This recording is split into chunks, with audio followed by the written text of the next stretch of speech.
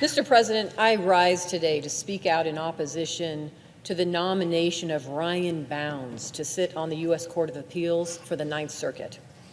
I will be voting against his confirmation, and I ask all of my colleagues to do the same. My reason for this is not just the fact that in expressing his disdain for multicultural values in a series of college writings, he compared efforts to build tolerance and promote diversity to Nazi book burning. It's not just the fact that he advocated against policies designed to make LGBTQ students feel welcome and crack down on campus rapists. It's not just the fact that when a bipartisan judicial selection committee asked him to disclose past controversies, he deliberately misled the committee and said there was nothing to worry about. Now that his controversial writings have come to light, he refuses to retract or show remorse for his statements. Instead, he brushes them off as overbroad and overheated. Ryan Bounds' writings show he does not believe in a tolerant and diverse America where women and people of color are treated with equal respect. In my eyes, that alone disqualifies him from sitting on the federal bench.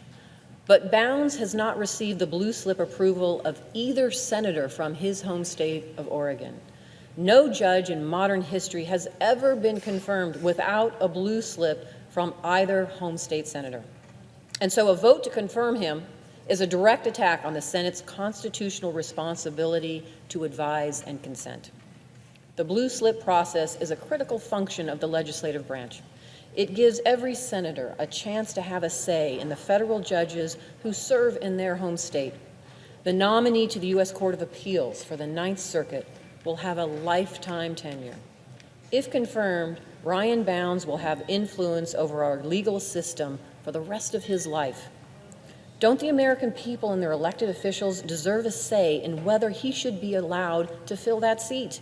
This debate is not just about one unqualified judge and his racist ideas. It's about the duty of the legislative branch to serve as a check and balance on the president. Over the course of the Trump administration so far, we've seen an unprecedented attempt to undermine the blue slip process and pack the courts with judges favored by corporations and special interests. I urge my colleagues to take a stand against President Trump's attacks on our legal system. Protect the integrity of the blue slip process and vote against Ryan Bounds' nomination. The power and independence of the legislature is at stake. Thank you, Mr. President, and I yield the floor.